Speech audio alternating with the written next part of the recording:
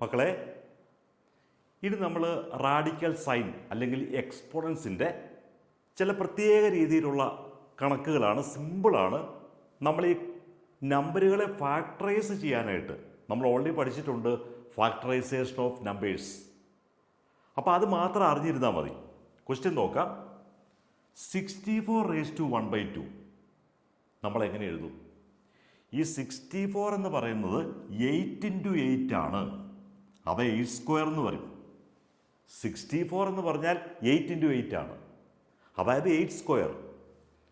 അപ്പോൾ 64:1/2 എന്ന് പറഞ്ഞാൽ 8² എന്ന് വരും. നമ്മൾ പഠിച്ചിട്ടുണ്ട് a⁻m the whole raised to n is equal to a⁻mn. ഇത് നമ്മൾ ബേസിക് ആയിട്ട് പഠിച്ചിട്ടുള്ളതാണ്. അപ്പോൾ ഇവിടെ നമുക്ക് 8² × 1/2 ഇത് ക്യാൻസലായി പോയി കഴിഞ്ഞാൽ 8⁻1 8 എന്ന് കിട്ടും.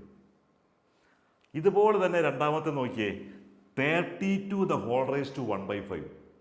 ഈ 32 എന്ന് പറഞ്ഞാൽ ഉണ്ടല്ലോ, നമുക്കിത് 2 × 2 × 2 × 2 × 2 5 പ്രാവശ്യം 2 മൾട്ടിപ്ലൈ ചെയ്യുന്നതാണ് 32. അപ്പോൾ അതിനെ നമുക്ക് 32നെ നമുക്ക് 2⁵ എന്ന് പറയാം.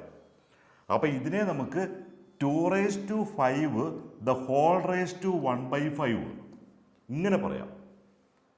2⁵ the whole raised to 1/5 എന്ന് പറഞ്ഞാൽ 2⁵ × 1/5. ഇത് ക്യാൻസൽ ചെയ്ത് കഴിയുമ്പം 2 എന്ന് തന്നെ ആൻസർ കിട്ടും. ഇതുപോലെ 125 ആണെങ്കിലോ, മക്കളൊന്ന് ഹോംവർക്ക് ആയിട്ട് ചെയ്തേ. 125 എന്ന് പറഞ്ഞാൽ 5 × 5 × 5, അതായത് 5³ ആണ്. അപ്പോൾ 5³ × 1/3 5 ഈസ് ദി ആൻസർ. ഇതുപോലെ തന്നെ നമുക്ക് വീണ്ടും നോക്കാം. 9�3/2 ഇതെങ്ങനെ ചെയ്യും? 9�3/2 ആണെങ്കിൽ നമ്മൾ എങ്ങനെ ചെയ്യും? ആദ്യം 9നെ നമുക്ക് 3² എന്ന് പറയാം. അപ്പോൾ ഈ 9�3/2 വരുമ്പം 9ന് 3² എന്ന് എഴുതാം.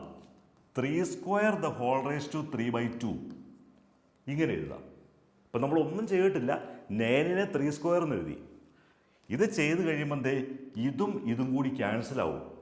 നമ്മളിങ്ങനെ മൾട്ടിപ്ലൈ ചെയ്യാനൊന്നും പോകണ്ട. 3⁻2 × 3/2 എന്നിട്ട് 2 കട്ടായി പോവും.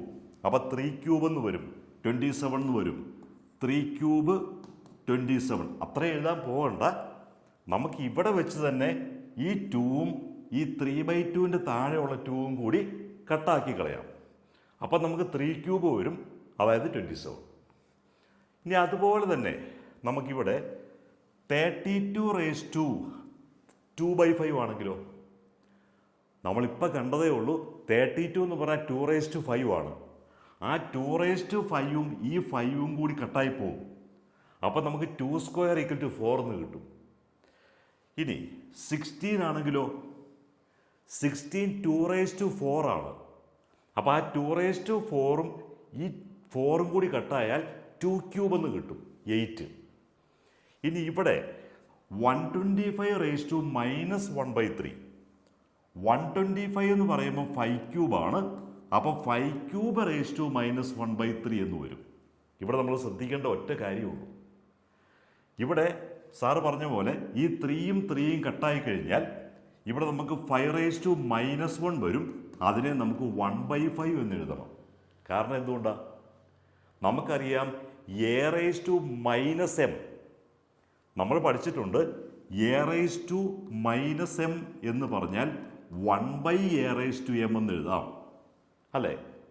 അപ്പം നമുക്ക് 5⁻1 ആണെങ്കിൽ 1/5⁻1 അല്ലെങ്കിൽ 1/5. ഇതുപോലുള്ള കണക്കുകൾ വളരെ ഈസി ആയിട്ട് നമ്മൾ സ്പീഡിൽ പ്രാക്ടീസ് ചെയ്യണം. കാരണം നമുക്ക് കൂടുതലും പ്രാക്ടിക്കൽ പ്രോബ്ലംസിനകത്ത് ഇതുപോലുള്ള സ്റ്റെപ്പുകൾ വരും. ചിലപ്പോൾ ഇതുപോലുള്ള കണക്കുകൾ മാത്രമായിട്ട് ചോദിക്കണമെന്ന് നിർബന്ധമില്ല. അപ്പം നമ്മൾ ചെയ്തു വരുമ്പം സ്റ്റെപ്പുകളുണ്ടാവും. അപ്പോൾ അതിനകത്ത് ഇങ്ങനെയുള്ള നമ്പേഴ്സ് കാണും. അപ്പോൾ അത് സ്പീഡിലാക്കാൻ വേണ്ടി ഇതുപോലുള്ള കൂടുതൽ ക്വസ്റ്റ്യൻസ് നമ്മൾ പ്രാക്ടീസ് ചെയ്യണം. അപ്പോൾ സാറിൻ്റെ വാട്സപ്പിൽ വിളിച്ചാൽ സാറിൻ്റെ ഓൺലൈൻ ടീച്ചേഴ്സ് മക്കളെ കൂടുതൽ പ്രാക്ടീസ് തരും. സാറിൻ്റെ വീഡിയോ സബ്സ്ക്രൈബ് ചെയ്യണം. എല്ലാ ഫ്രണ്ട്സിലേക്കും മക്കളൊന്ന് ഷെയർ ചെയ്യണം.